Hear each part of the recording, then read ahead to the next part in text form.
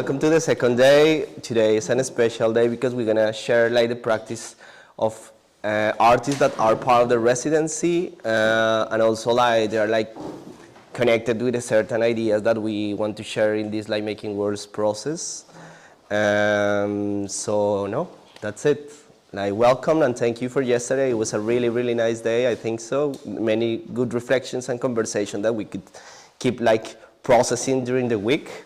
And many questions that it will be nice if you have ideas or questions that you want to add to this like collective conversation. Maybe we could have some notes and maybe place them in the gallery, and then we could check tomorrow again all together what kind of questions there are, what kind of conversation we keep having in our minds. So thanks, Federico, for being here, and I'll give you the mic power now. La voz. Welcome. Gracias. Okay. I think exactly what Patron was saying. Like yesterday, there was a lot of amazing conversations, ideas being shared, and I think what's more important is generating more questions, healthy questions, critical questions. And I think that's what I hope to generate with the work that I'll share today. I'll share a few projects that I've been developing over the last few years. I'll give some historical context also to better understand the positionality of these projects.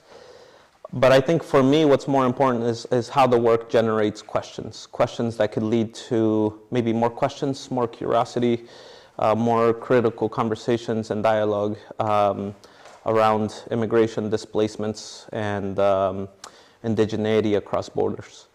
And so what I'll do is share some what I was trying to do even till this morning was try to share different projects that could give an idea of the spectrum of my practice, but also connect with some of the ideas and conversations we've been having over the last couple of days around the thematic of making worlds. So can you give me the PowerPoint? Yes. Okay, so what I wanted to start with is some images that I'm going to be going over as I'm reading this text that I've been developing to accompany these productions. These are short experimental video productions happening across borders between the US and Mexico. And this is almost like a lexicon or language that has been evolving that usually is accompanied as dialogue over these videos. I come in peace. I am an illegal alien from some other world, a permanent tourist, a cultural nomad, a smuggler who was smuggled, a smuggler of decolonization, a pilgrim of culture, a passenger of time and space, a navigator of uncertainty, stuck in the vortex and limbo of spatial and temporal tensions. I am a dysfunctional anthropological invader who has been invaded for more than 500 years. I am a self-declared dysfunctional archaeologist, digging out and repairing my own history. How dare you write my very own history? How dare you claim this land? How dare you discover me? I come in peace, which should not be mistaken for I give up. I don't give up because we are in fact under a national emergency facing a crisis of an invasion, a threat from a massive migratory caravan. I am forever a pilgrim on a pilgrimage of decolonizing, resisting, and fighting, because not only are we facing a national emergency, it is a transnational and continental crisis of an invasion that has lasted more than 500 years. To exist simultaneously in two places and dimensions of time is an immigrant's ability to embody a transborder life, navigating the past, present, and future at once. To be and to long or to belong is to reclaim territory. In this case, it is the transcendence of time and space as a means to reclaim a new dimension of territory, or a place that must exist in between two worlds, between the past and the future, between one's two identities, between one's many selves. Smuggling traditions become acts of resiliency, self-preservation, resistance, and self-rematriation in this dimension of transborder indigeneity and within one's many selves. To be an alien, to be the other, to be the threat, to be the backbone, to be the dream, to be the invasion, to be a cultural nomad, to be invisible, to be more than 500 years of historical weight, to be a pinche indio, to embody hope.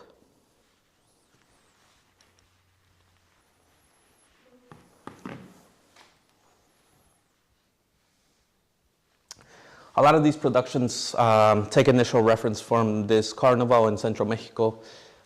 Just like many other countries in Latin America, there's hundreds of these carnivals that reenact fragments or parts of history or these encounters between the colonizer and local communities. These carnivals also embody cosmologies and local narratives and experiences. So in a way, these are kind of like historical books. They can become historical books that as the closer you look, the more history you find in these carnivals. So this was last year in my hometown. The carnival for us reenacts two battles in Mexico, the battles against the French invasion. It also reenacts the first indigenous Catholic wedding. It also is a way for indigenous communities to become part of the dominant colonizer society. So in a way, it also becomes a tool to mock or to make fun of the colonizer. And I'll show you more images of how there's other carnivals that do that. And the carnival also serves as a way to bless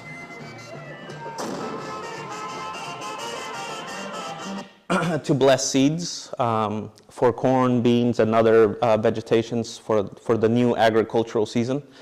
The carnival also is believed to help scare away like bad diseases, energies, or if a baby, for example, or a toddler has a traumatic experience, this can help them kind of relieve some of that as well.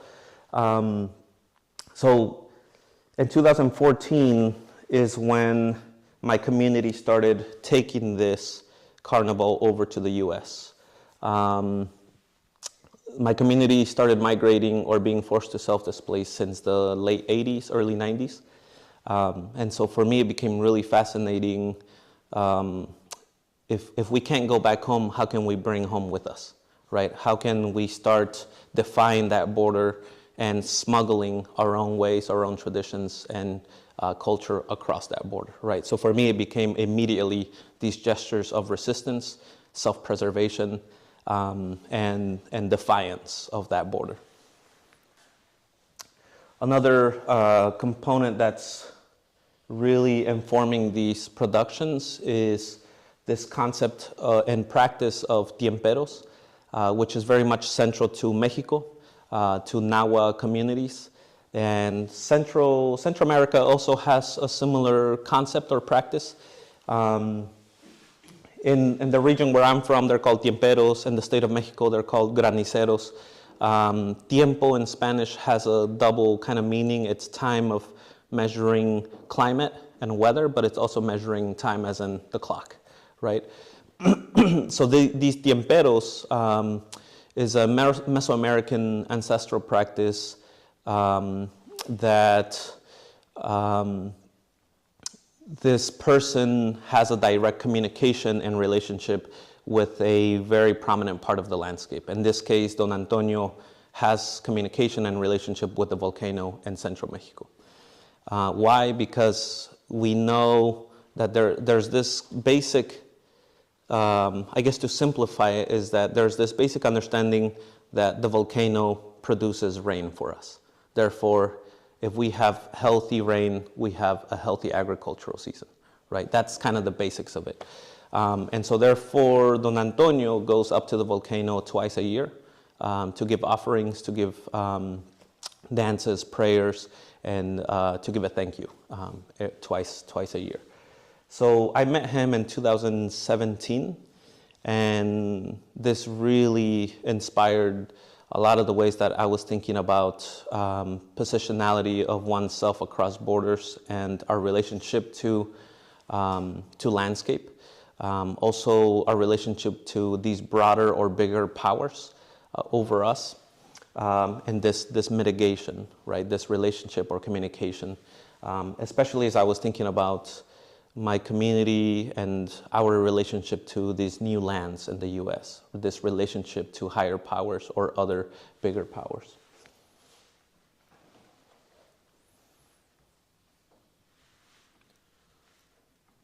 So this is one of the first productions I made in 2014 with these regalia.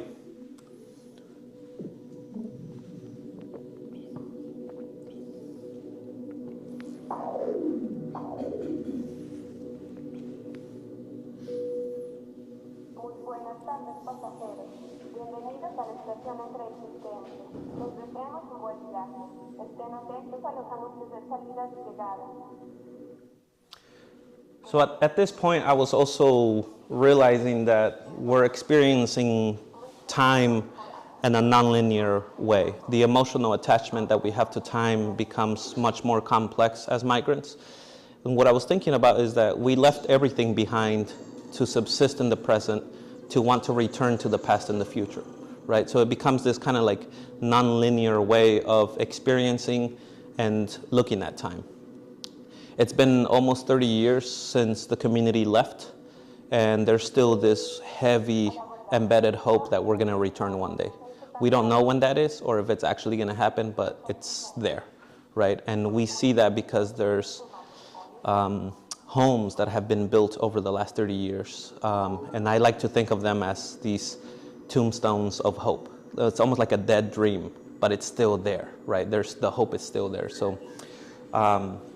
So a lot of these videos are thinking about temporalities, as in like the collision of the past and the future happening at once. Su atención, por favor. Hemos encontrado un error en nuestros sistemas de seguridad. So these have also taken the form of installations, working with family, friends, and the community, the diaspora. As I mentioned yesterday, one of the objectives with a lot of these works is how to pay undocumented migrants, how to pay my cousins or family to be a part of these productions, to borrow some of their regalia for these kinds of installations. And pay them through institutional systems or structures, right? And it is very much this kind of confrontation, right, of challenging institutions to really think about how is it that we're providing supportive systems for undocumented communities.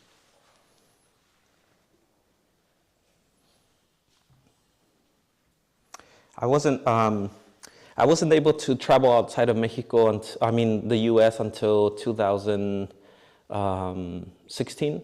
And so this is one of the first productions that I filmed in my hometown with these regalia.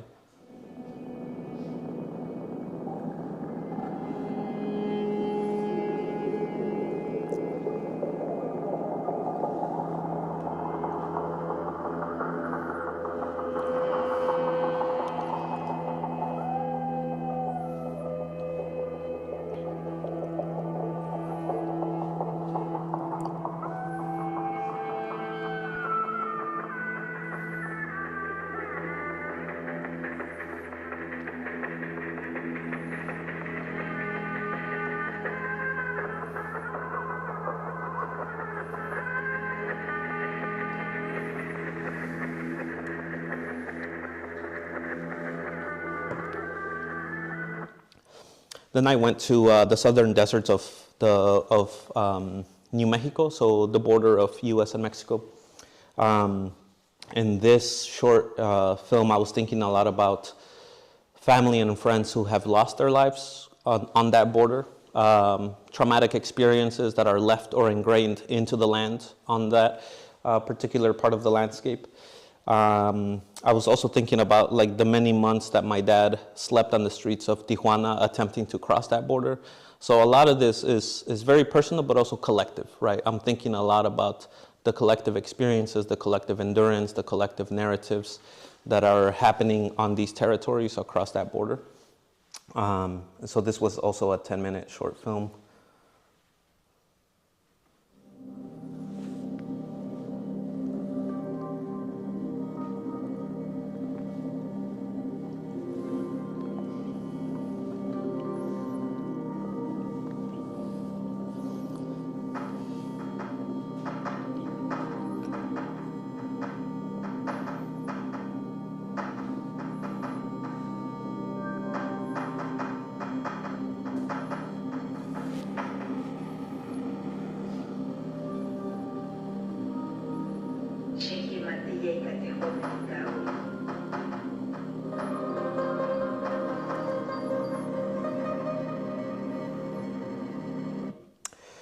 A lot of what's happening as I'm like thinking about these territories and places is that we have this belief if you go through a bad experience, a traumatic experience, that becomes embedded right away in that part of that territory. So whenever that happens to us, we actually dig out a small part of the soil to be able to relieve or release that experience, right? To help heal in a way. So a lot of that is informing how these characters or figures are interacting with that land. And this was the most recent production in Central Mexico, up in the volcanoes of Popocatépetl and Iztaccíhuatl.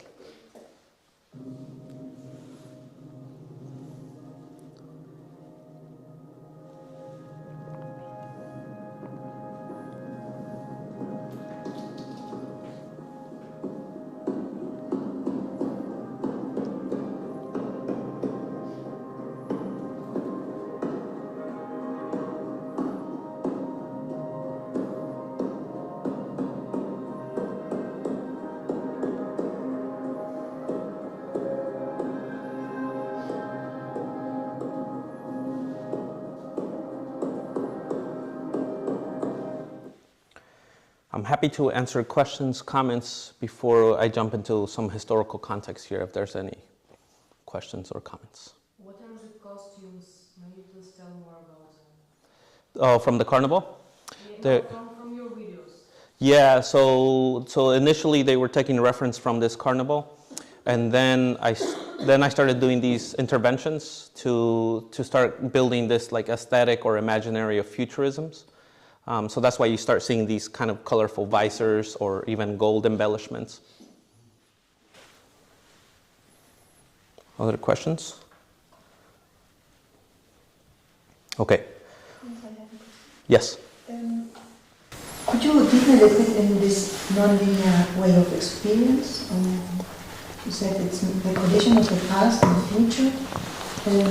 I cannot imagine it very good, but I imagine it like loops. And I was thinking in each of these loops there is a hybridation, more hybridation.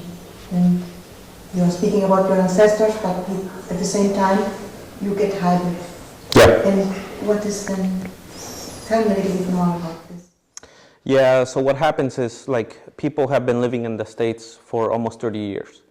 And those 30 years, they've been subsisting in the present, but in their minds and in their hearts, they're already imagining that future, that they're going to return home, right? So it's this kind of like collision of longing for that past, but also imagining or building that future already in the present.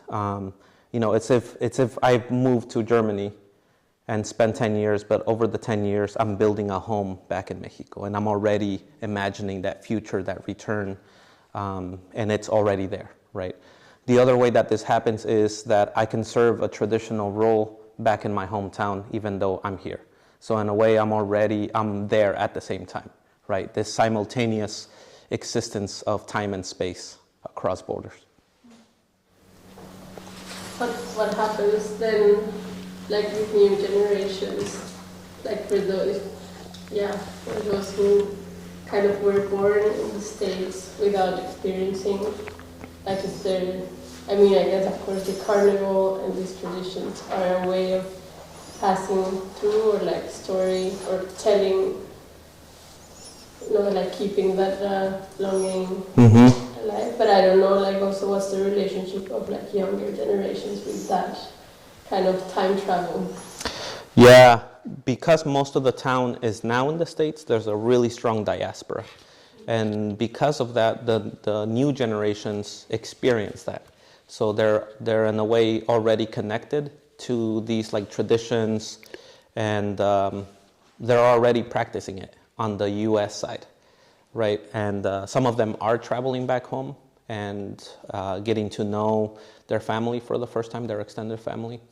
So for me, that's also the beautiful moment is how new generations experience the resiliency of the diaspora, right? They experience this new creation of home, this new reclamation of land or territory. Yeah. But they also want to return to the town? Or Some yes, some don't. Yeah, some of them maybe don't like their origins, their home, right? But they're envisioning or embodying a transborder home, right? Which to me, that becomes the really like the juicy part, right? What does the transborder embodiments look like? What does it feel like, right? Can I just ask, like, how you present? Sorry. I'm sorry. How you present the work? Is it often in like a gallery context, and it's like the film as the work? Do you ever do? Is the performance always like solo? You like it's not ever like there's never an you don't perform in sort of in front of an audience as such. It's very much like when you produce or show that in a gallery context, it's film and like installation. Yeah, they're usually shown as short experimental looping videos accompanied with like regalia installations, but never performances, live performances. Yeah. I'm too shy.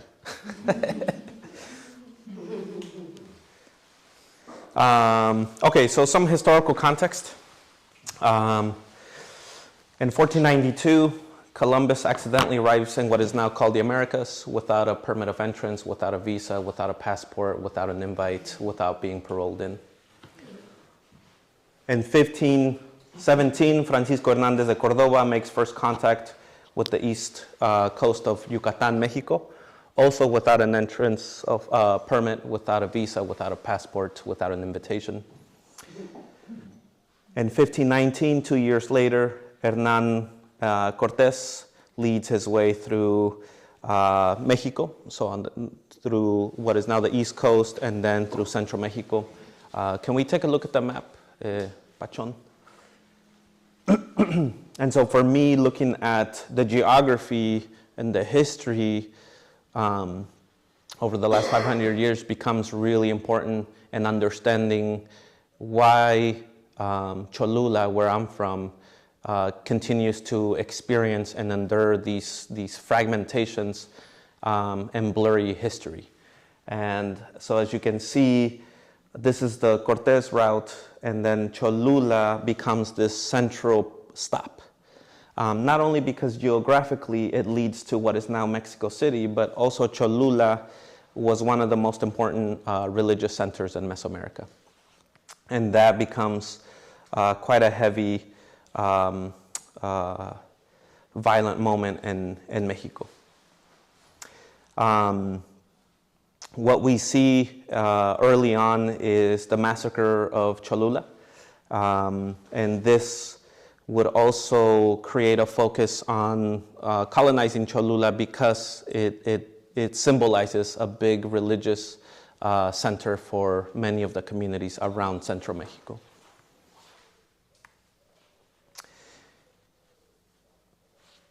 I was there in 2019 in Cholula, and we marked 500 years since the massacre. And I was really shocked because people there are still discussing if this was true or not, if this is factual or if it was a myth. Puebla the state of Puebla is one of the most racist and discriminatory states and classist states in Mexico, because it is the first colony, the first city that is built before Mexico, right? So what we see is a debris of these structural power systems that are left still in place, right? In other words, Whitexicans being in power, right? The wealthy families that arrived first were able to build their homes, the city, and so that wealth has stayed there, right? And therefore you see that power hierarchical systems in politics and economics and society, and racial also ways that you navigate that.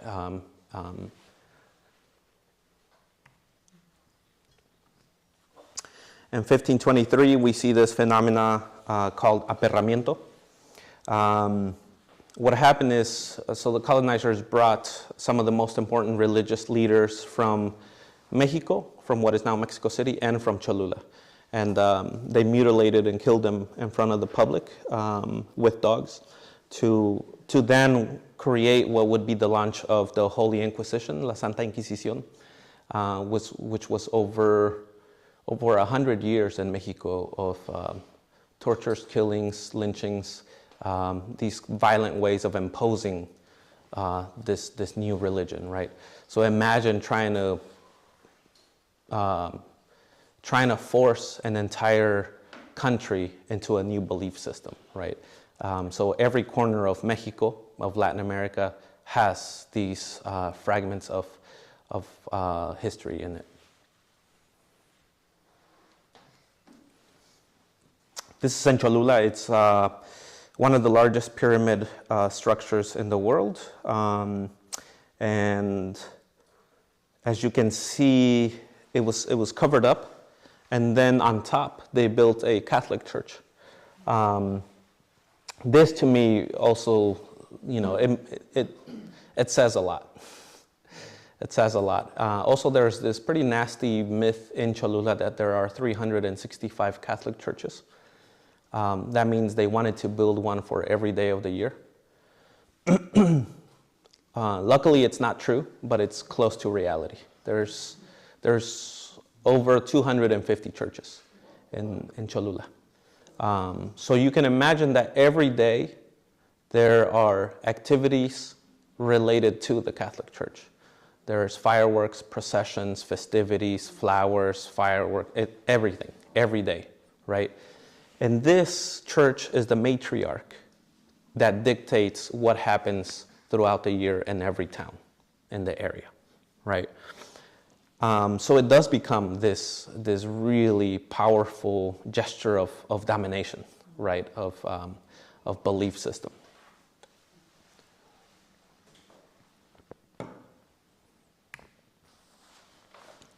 So for me, looking back at this history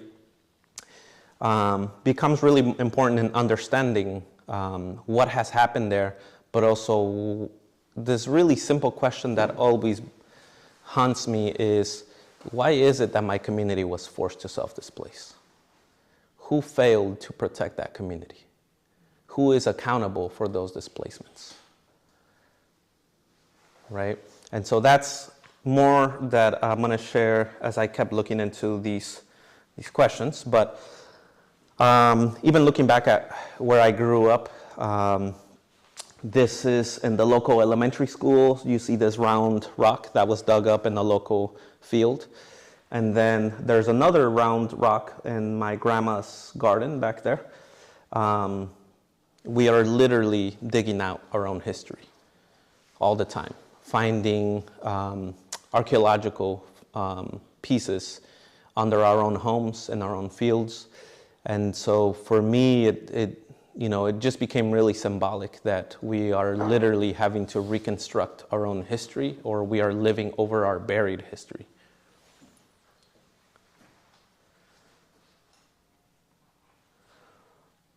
In 1994, January 1st, the Zapatista movement launches their uprising at the same time as NAFTA is passed, the same date.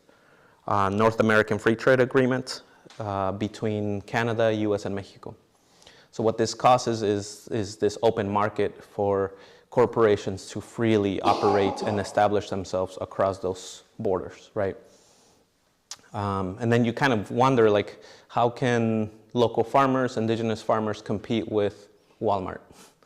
How can they compete with McDonald's? How can they compete with these other corporations? So for the Zapatistas, it became this really symbolic moment to strike that uprising, right? To say, you know, this is just ridiculous of having to endure this kind of violent transnational policy. So what this causes is Mexico to go into an economic crisis for some, right? For the most vulnerable, for the most marginalized.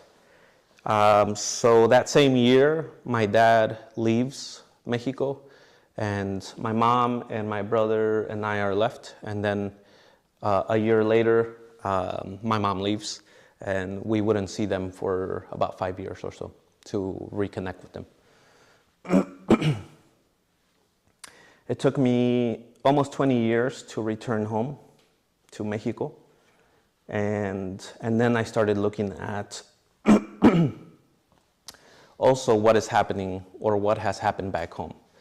So at this time, I'm thinking, what have the kids experienced or endured emotionally because their parents left them? And these kids that continue to wait. The grandparents or parents that continue to wait for their children to come back, right? And so there's this also heavy emotional experience and traumas left back in my hometown. And this is the moment where I'm really thinking about this trans-border embodiments of the diaspora.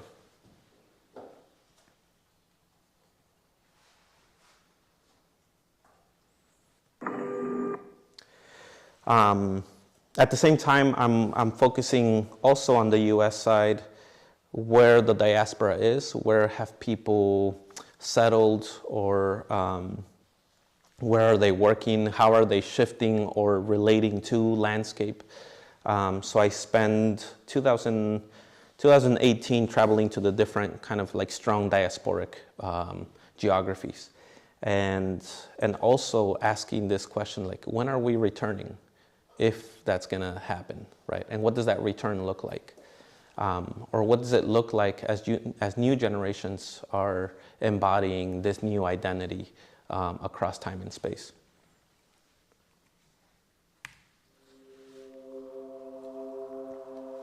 Fue muy difícil aquí llegar sin nada.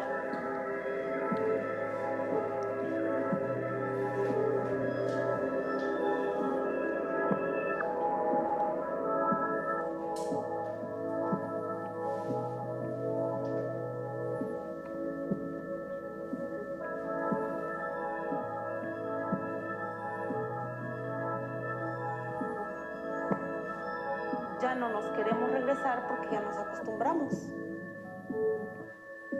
Pues yo ya no sé ni qué es curiosidad, ambición o necesidad. Ya no se sabe. Ya no se sabe qué es.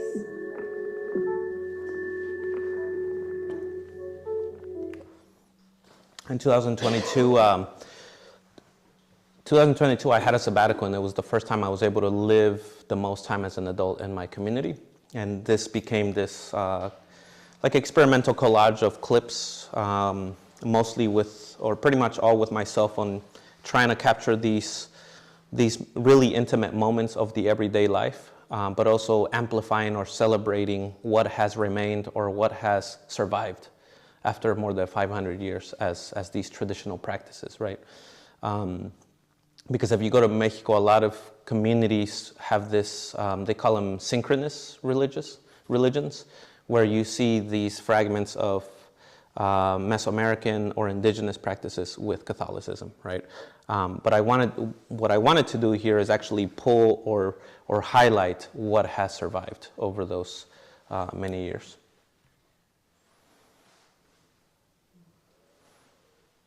At the same time, there's these moments, right? There's this other carnival in the community which, as you can see, people are dressing as white, wealthy folk, right? It's a pretty useful tool of humor. You know? Even the kids, entire families, and to me, this also becomes really poignant, really powerful, right? How over so many years, the community continues to mock, right? The wealthy white folk that have stayed in power in Puebla. So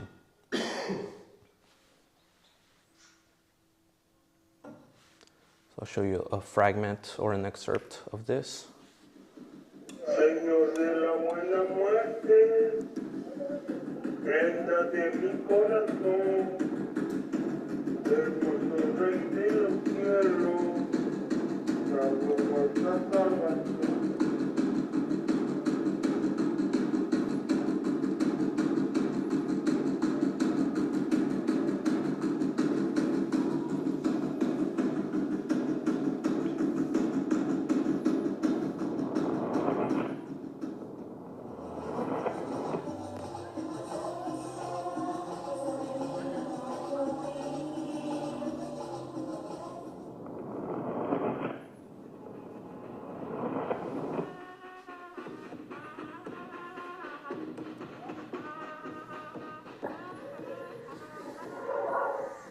Just a warning that the next image is a bit triggering.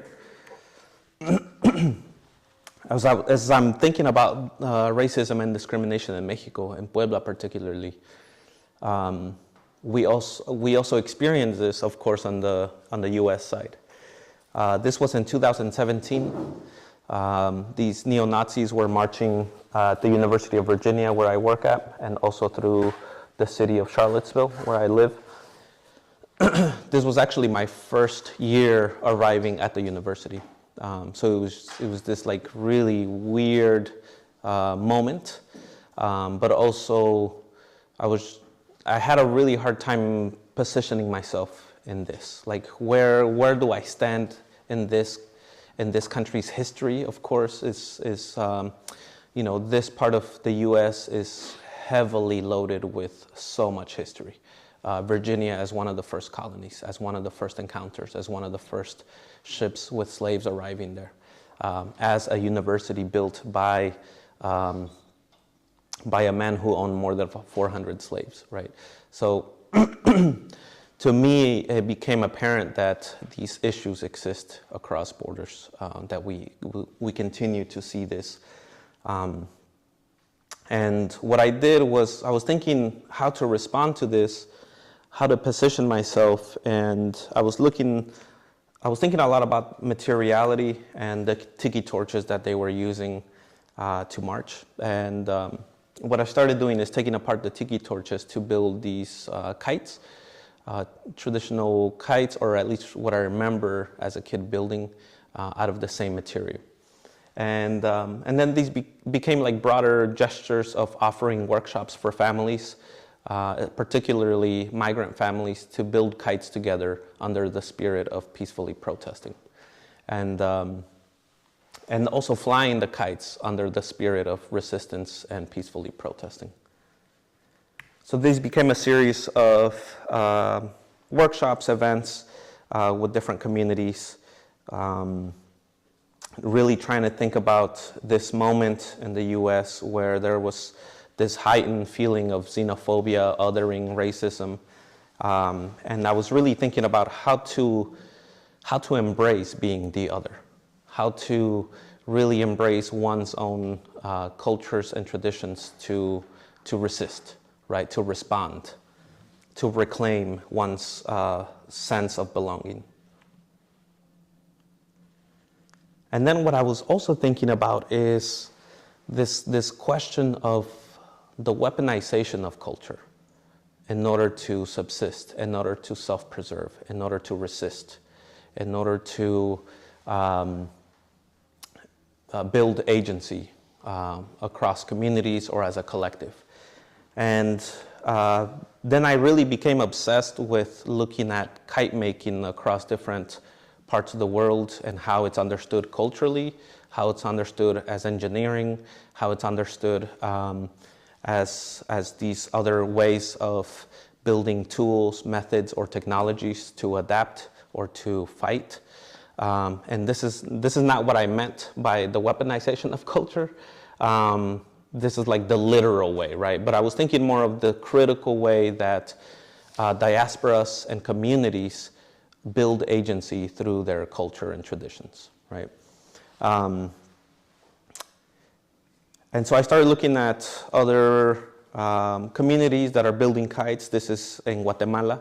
They're building these 40 feet high kites, and this is their Day of the Dead. So this is a way for them to connect with their loved ones who have passed away, which to me just became this beautiful gesture as these flying murals that people invest so much time collectively to try to reconnect with those loved ones. So that these take, like 30 people to hold it up in the, to get to fly them. On the west coast of Mexico, in Oaxaca, these indigenous communities use kites to fish. So they actually become these technologies, these tools to adapt or respond to their landscape, right? There's Francisco Toledo, also from Oaxaca, using kites to activate or invite community to remember the 43 missing students who were killed in Mexico. These were 43 indigenous students that were killed and disappeared. And Francisco Toledo made this project with 43 kites with the portrait or image of each student.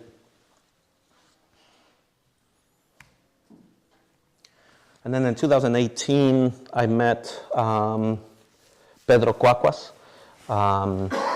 At this point, I couldn't leave the country. I couldn't leave the U.S. And so we started communicating and working together remotely. And he's one of the best kite makers in Mexico. When I saw this, I was like, this thing cannot fly. This is a single kite. Pedro has been engineering and building kites over almost 20 years. And I just really became fascinated with his practice, but also I was thinking about how can I smuggle this into the US? Because he's working with natural materials, right? Things that you're not supposed to take over borders, raw materials. So I started working with Pedro since 2018, and then I finally got to meet him in 2019, a year later, and started smuggling these kites and building them in the States. At the same time as I was thinking about other materials like emergency thermal blankets that are used, and they give them out in detention centers for migrants who are detained.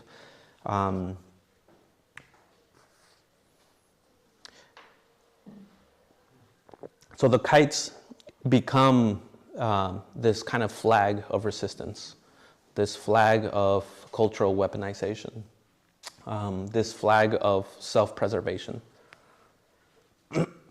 At the same time as some exhibitions are accompanied by these gestures of collecting items and love letters for children who are in detention centers and migrant detention centers.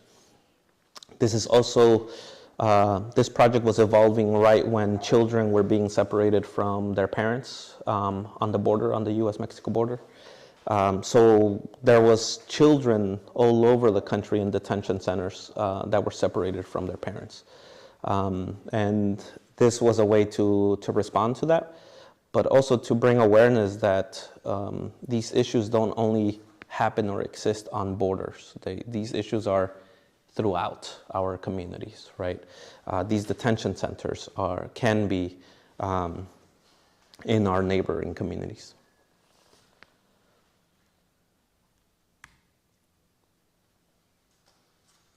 We were going to fly these kites in front of the White House as a peaceful protest, and then the pandemic came in. So these are more models of these kites. This was for a collective exhibition that also marked the first time in the US that undocumented or previously undocumented artists came together under this exhibition. So we organized this in 2020, I want to say 22, January 22. And this was a way to really build solidarity and a platform for artists across the country who needed ways to really amplify their narratives and experiences, and of course their art practice. So this is in a way a continuation. There's more projects to come with exhibitions, publications, and workshops. And the whole spirit is how to support each other, but also how to support incoming generations who are undocumented creative practitioners who are seeking supportive ways.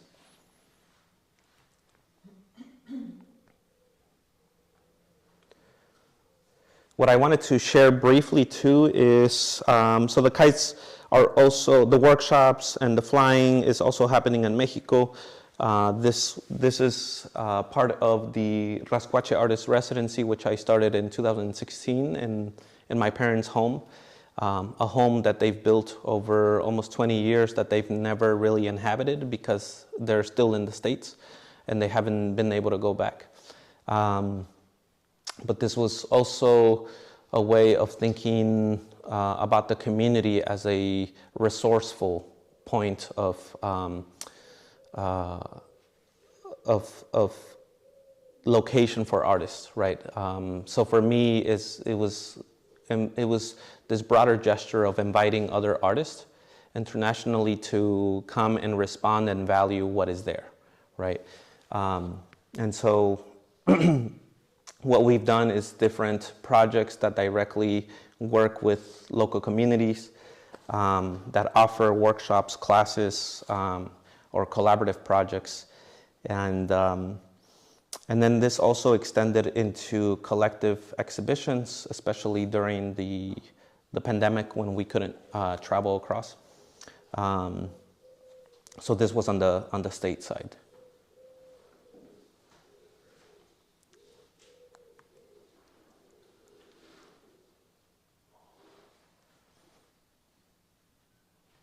Oh yeah, have you guys heard of Rascuachismo or Rascuache? In the 60s, it was an artist movement by Chicanos or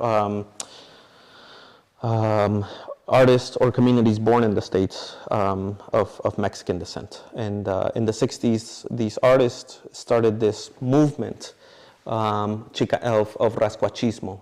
And what that meant for them is taking this term, which was usually used to discriminate poor or uneducated or indigenous people in Mexico, and they took this term and shifted it around, right, and reclaimed it more as a way of thinking, a way of creating, a way of living.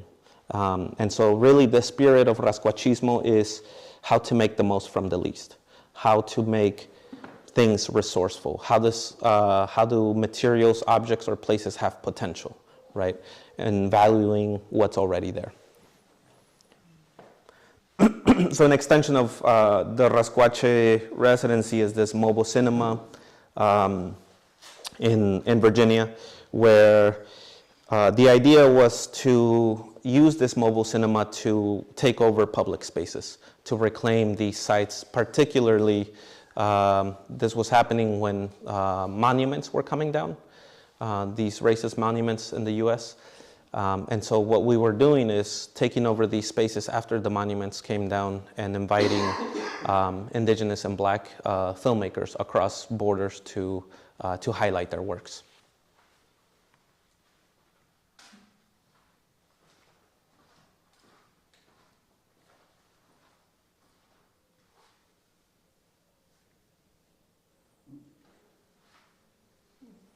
This was in Charlottesville.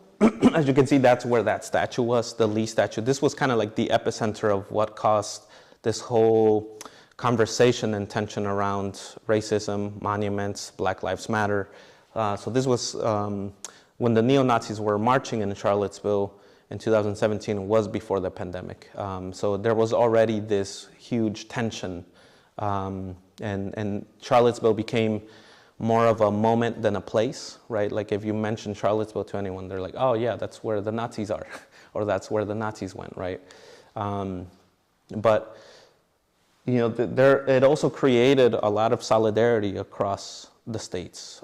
It really kind of forced people to think about how to respond to a lot of these issues, right? And for us, it was this way of reclaiming these spaces. That's the last slide. Thanks.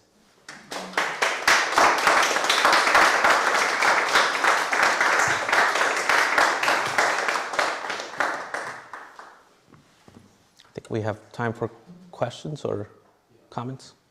Yeah.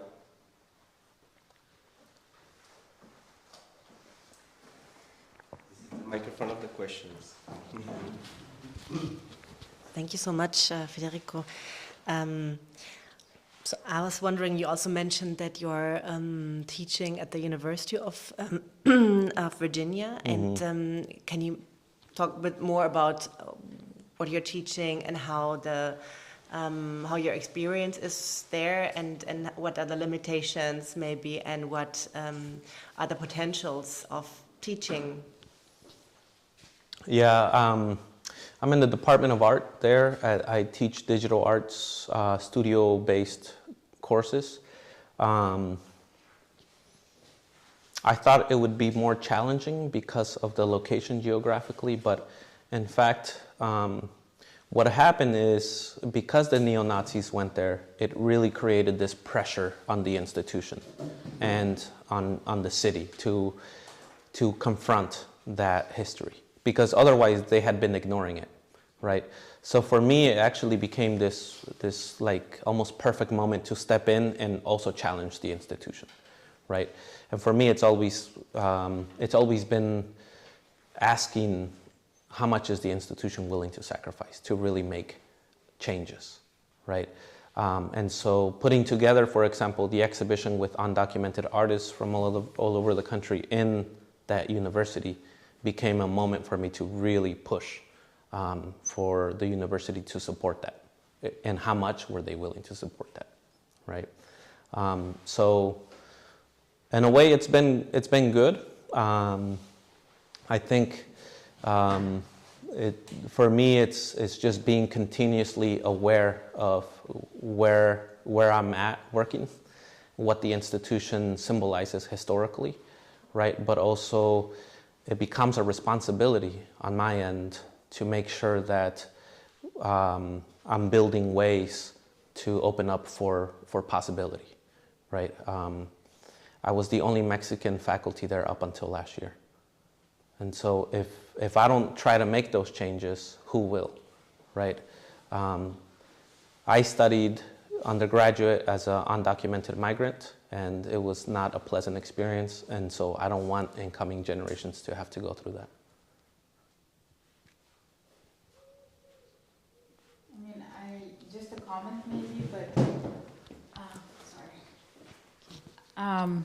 I think, yeah, like what you're saying, it sort of raises the question for me about like artists and their relationship to institutions, and what are the benefits and drawbacks of being institutionalized in a sense, right? Like, because it does put certain restrictions and limitations on what you can do. On the other hand, it enables, certain kinds of things to happen.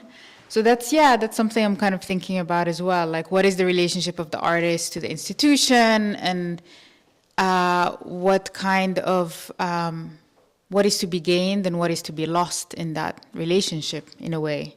Mm-hmm. Mm-hmm.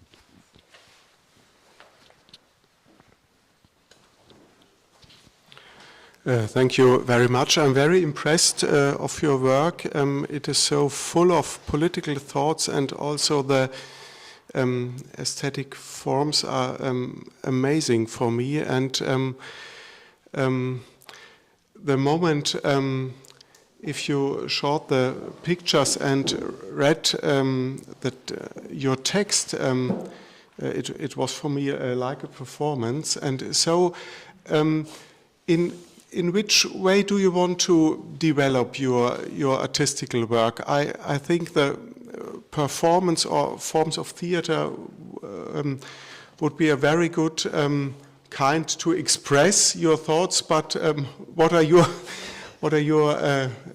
how do you think about the development of your art?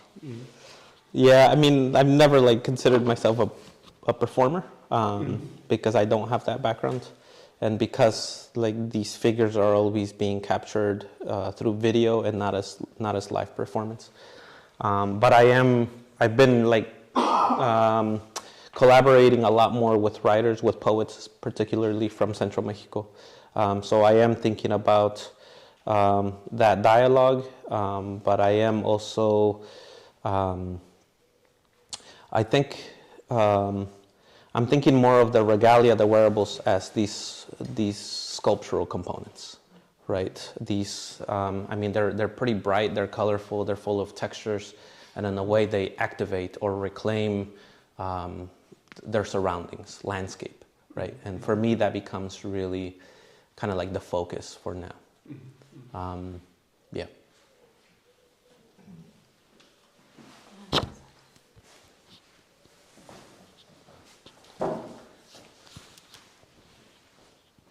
You wanted to Ach so, du kannst aber auch zuerst. Du kannst zuerst.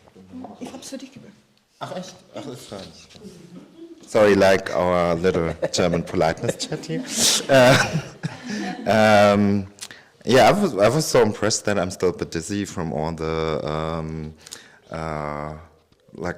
from all those colors and like forms and everything you brought into this work. Well, for me, like who's never been to North America, also I was really impressed, like also by the density of information that is in your work. Also for me, I have different associations when I thought, for example, not only you referred like the kites and like the gold to the children who came undocumented to the US. For me, it's also like connected to Mexico and South America in general, because gold, here in Europe, we connected somehow to South and Latin America. I also was impressed how you somehow refer to your indigenous heritage. And what I wanted to know more about your work in the US, which is actually society that is built on migration. Was there any kind of solidarity that you had like with other migrant teachers or like POC communities in the city after the riots of the neo-Nazis? Yeah, there was a lot of solidarity. There still continues to be.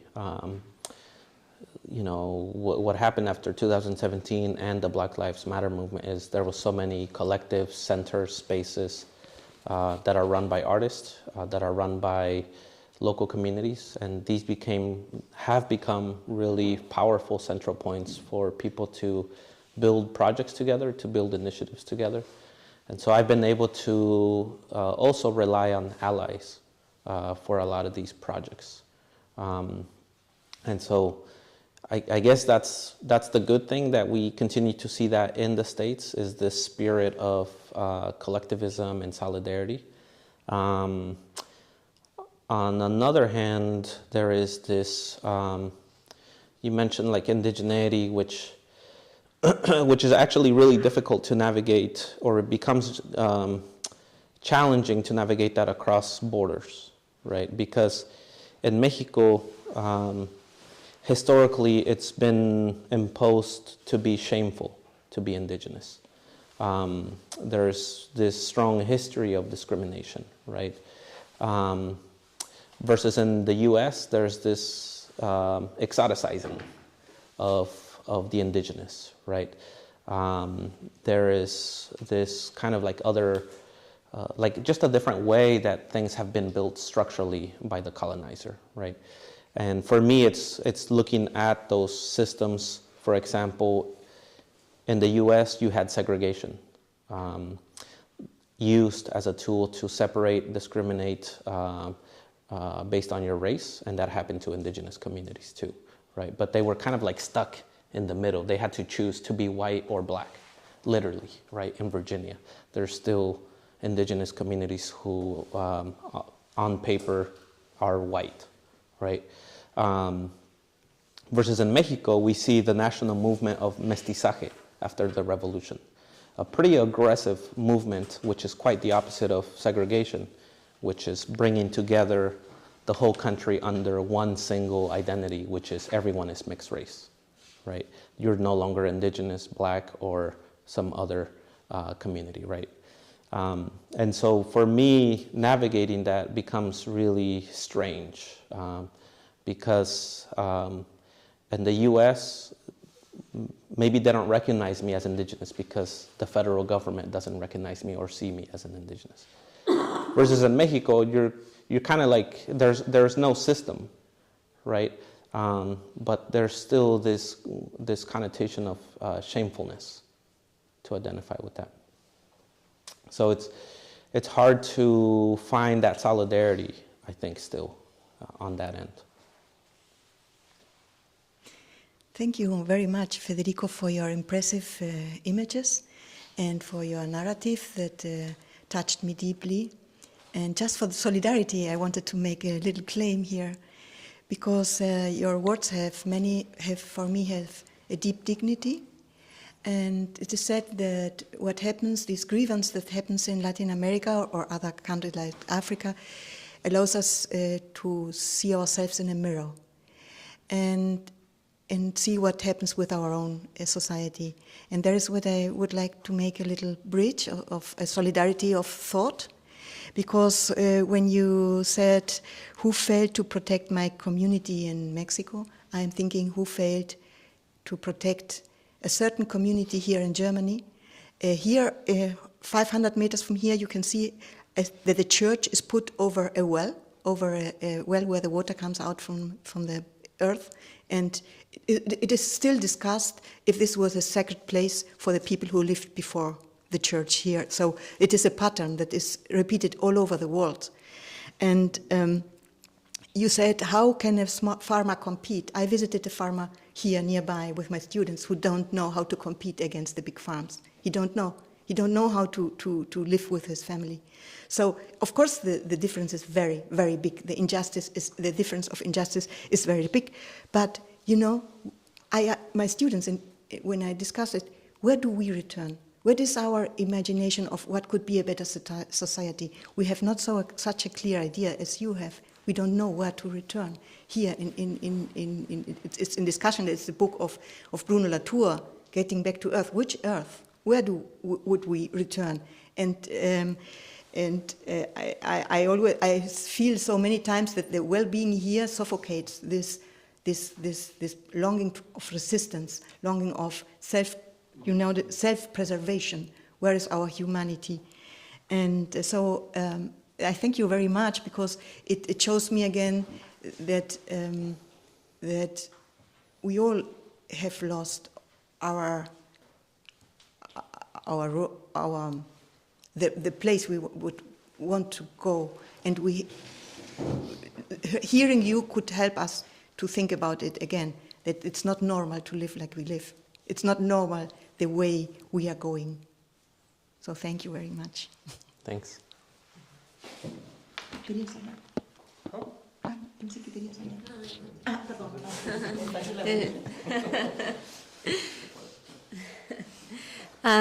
Thanks, Federico. I'm really impressed also. And I was wondering how is the reception of your work in your community there? in Virginia. In the States? Yes, in the States. I think it's valued more, especially when I think about how it's seen in Mexico. You know, in Virginia, there's more like appreciation for this and more solidarity, because in Mexico there continues to be this kind of aggressive attitude towards rural communities, indigenous communities, farmers, etc. And I think, you know, just recognizing that I'm operating from a position of privilege in an institution also has been useful for the work to be visible and to be valued, right? And that's one thing, you know, I immediately recognize is that privilege.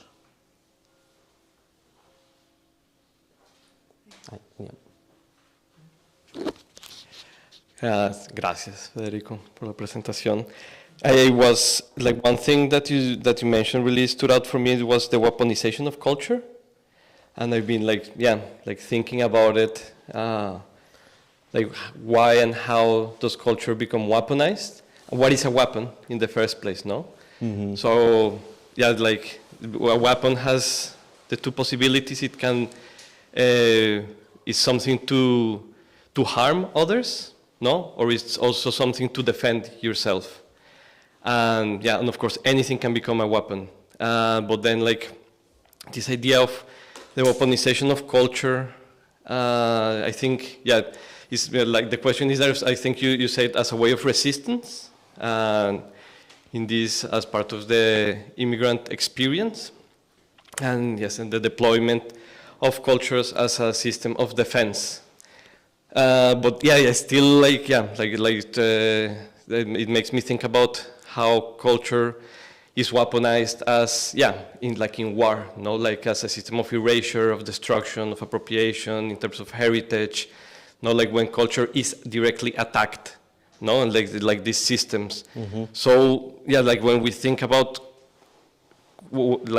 called, and also what's been called the cultural wars, which was also something very mentioned. Well, it's historically, let's say, it's happened many times, but it was widely discussed in the Trump administration, like the cultural wars, and especially in terms of identity politics and like these binaries, which are very much of the of the narrative of polarizations that now we navigate nowadays. So I wonder if that idea of the weaponization of culture is until which point is it useful or not, or at which point we should desert those cultural wars, as Sven Lutiken says, like deserting this narrative of engagement in conflict or thinking of war as a weapon. So I wanted to know more about your thoughts about this idea of culture as a weapon in your case and or in general. Thank you. I mean, that makes me think of the application processes for permits of when we wanted to fly them in different sites, the kites, or make kites together with communities. I had to apply for permits, especially in front of the White House, right? And it's really peculiar. The moment that you apply for a permit to a federal system and you frame things as a cultural gathering to just fly kites, they're like, yes, great. But the moment that you contextualize that and say we're flying kites as a peaceful protest, it becomes a threat, right? All of a sudden, art and culture becomes a tool or a weapon, right? So for me, that becomes really interesting. But also when I was smuggling the material, the natural straw for the kites from Mexico to the US, they would ask me, what is this for, right? And if I said it's for an art project, they became really suspicious. But if I said it's for an architectural project, they're like, great, you know. So for me, it's this it's these broader questions of to what point does art and culture become a threat? And also, how can we critically think about finding useful ways to embody, embrace culture as agency, as weapons, right, to resist.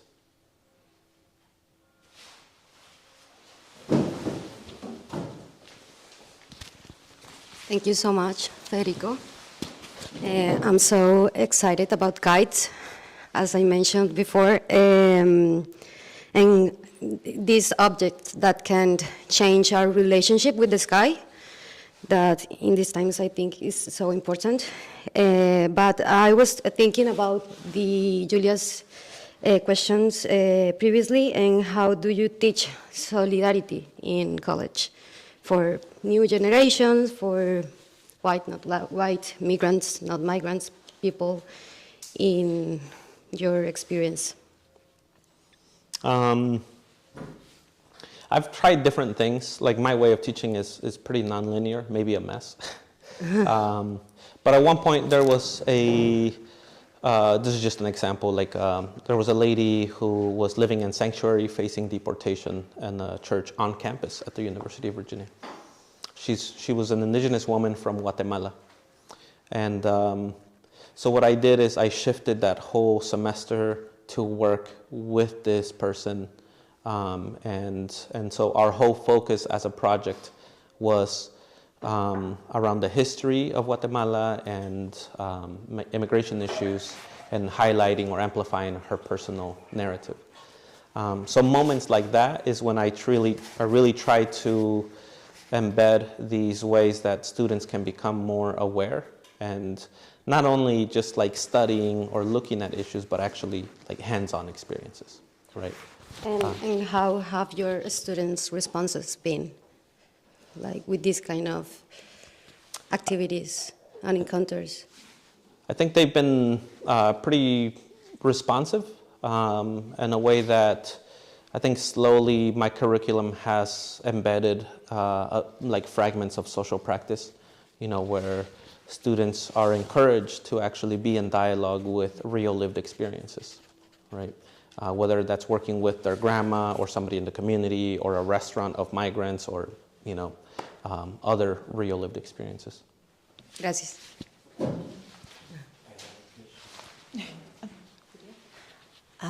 This is maybe, oh, sorry. No, sorry, I just want to ask, because for me it's very interesting, like the relationship between your community in US and Mexico, but how's the relationship between the Native American communities and the Mexican migrant communities, because there's also a kind of huge indigenous fighting against the system in US. So how is this connection? They have certain kind of connection, you have certain kind of connection with these communities, or is a different world? I've personally been able to do collaborative projects and solidarity and working together. I think the broader issue is that, as I was saying earlier, because there was segregation in the US, they have a strong federal system to recognize indigenous people. So if you can't prove that you have indigenous lineage, you're not indigenous, even though you may be, right? So I have friends who live in an indigenous community on the Mexico side, but they're right on the border. So as soon as they cross the border, they're officially indigenous. They have an ID. But as soon as they go back to Mexico, they're no longer federally recognized, right? So because of this phenomena, I may not be perceived as officially indigenous in the US. So therefore, I don't have access to certain opportunities, resources, or even that identity, right?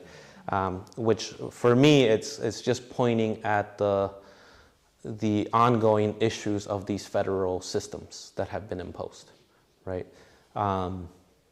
So because of that, a lot of the mentality of indigenous communities in the US is that indigeneity only exists within the borders, and so a lot of their programming exhibitions are not looking as much south of the border.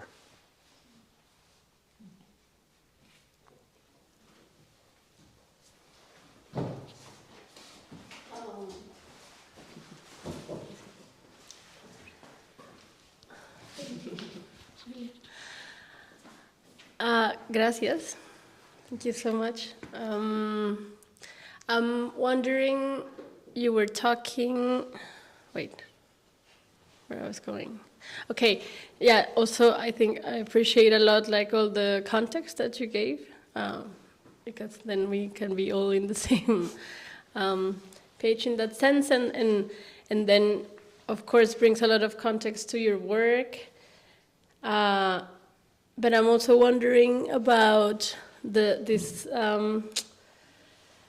resource of fiction in your work, and like there's like you take a lot of the imagery from the carnival, and like things that like in fact like images and colors and shapes that in fact are part of these traditions, but you've been also kind of introducing new materiality in your videos. There's these kind of moments of kind of animations or shapes that are a bit more abstract, and they are following certain paths. And yeah, I just I'm curious about like what's your relationship, or like what's the part that this kind of fictional shapes and materials start playing in your work, and also how that's, I mean, once you introduce them, they start becoming part of that tradition. And I think the language that you're developing when you refer to your work also starts kind of shifting into, I mean, your text at the beginning starts by saying that you, as like presenting yourself as an alien, or like as this kind of entity that is not maybe recognized as human, but something else. Mm-hmm. So yeah, I don't know also if there's, from the context and history and narratives that are also indigenous, this becomes like a different level of a language that relates with fiction, and it's mm-hmm. Yeah. A addition to that, because since you mentioned futurism, maybe related to fiction too. Mm-hmm. Yeah, I mean, it is about temporalities, these collisions of how the past and the future are existing together. It is about responding to the way that tradition has formed over the years, or also how tradition has been violently imposed on, right? So for example, the carnival has moments that are heavily Catholic, which I'm trying to, in a way, respond to by talking about religion or spirituality in other ways that are not necessarily Catholic. And so these artistic interventions onto the figures become a way of practicing futurity. And what does that look like for us? And imagining or constructing other worlds, other alternatives, and really thinking about how do we see ourselves thriving beyond just surviving? How do we see ourselves in the future beyond borders and sustainable communities? And so for me, that becomes this really useful tool of futurity as an aesthetic, as an imaginary, as an alternative, as constructing other worlds, right? And I have gotten pushback from the community. This happens with a lot of tradition, right? Particularly if you're an artist and you want to challenge or shift tradition, you're going to get that. But at the same time, it generates these questions of like, why the hell are you doing that? Or what are you talking about? And so that immediately produces dialogue. I hope that answered your question. Perhaps I have a short question. In your work, you try to communicate the situation of your community, or do you think what your community lives and lives for is transferable to others? Do you try to be an example, in other words, an example of another way of living? Maybe more like solidarity. right? Because really what the work is trying to do is to talk about immigration as a non-monolithic issue, right? And saying like, this is my community's particular history, experience, and ongoing endurance. And so, and it stands apart from other migrant diasporas, right? And so for me, that becomes more important is how this particular community's experience is highlighted as a non-monolithic part of the broader issue of immigration, right? Because the U.S. is so big and there's so many migrant communities, and every diaspora has its own history and experiences.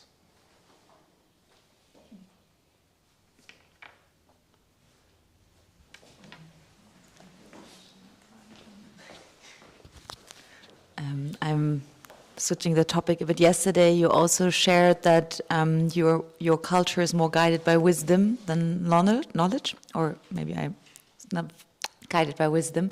And I'm curious to hear kind of what is the source within you to bring all this into this world?